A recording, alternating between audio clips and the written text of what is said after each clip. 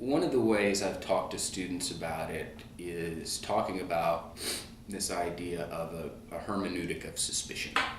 A hermeneutic is just a fancy word for a method of interpretation. So the idea is to practice a method of interpretation that places all understandings of authoritative texts, figures, and the like under scrutiny, asking where, when, how, and why this or that particular interpretation became authoritative.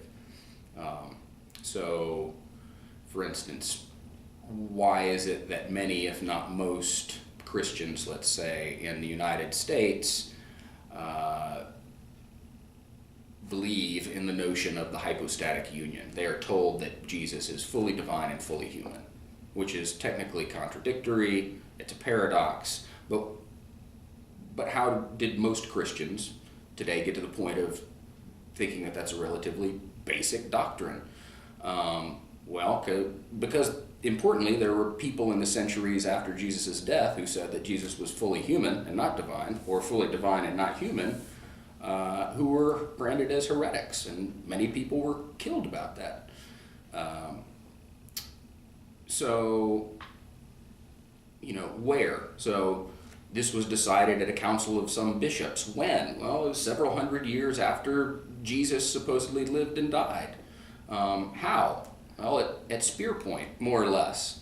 And why? Well, in part to generate some political unity. So when we're thinking about these authoritative texts, figures, and the like, asking those questions, being suspicious of them. But these are important questions not just for historical events, but also for current events, I think. And that's part of what I think religious literacy helps us develop. So we can apply those questions to, for example, the emergence of the Taliban or ISIS. What were the conditions and factors which gave rise to these groups, and why do they persist? If we ask those who, what, where, how, why questions, for example, of these groups, we come up with interesting answers, and ones that are likely more accurate for policy making, let's say, than simplistic claims that these are just perversions of Islam and they have their ideology.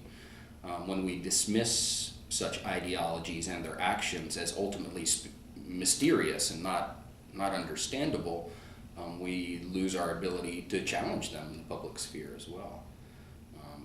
So I think that's important. When people are, just recently there was a large rally of people who were encouraged to come and draw cartoons of the Prophet Muhammad.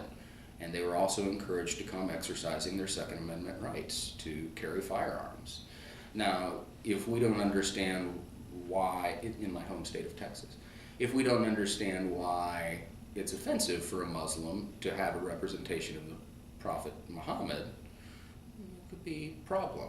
And so that's part of what literacy is about, understanding why that's offensive.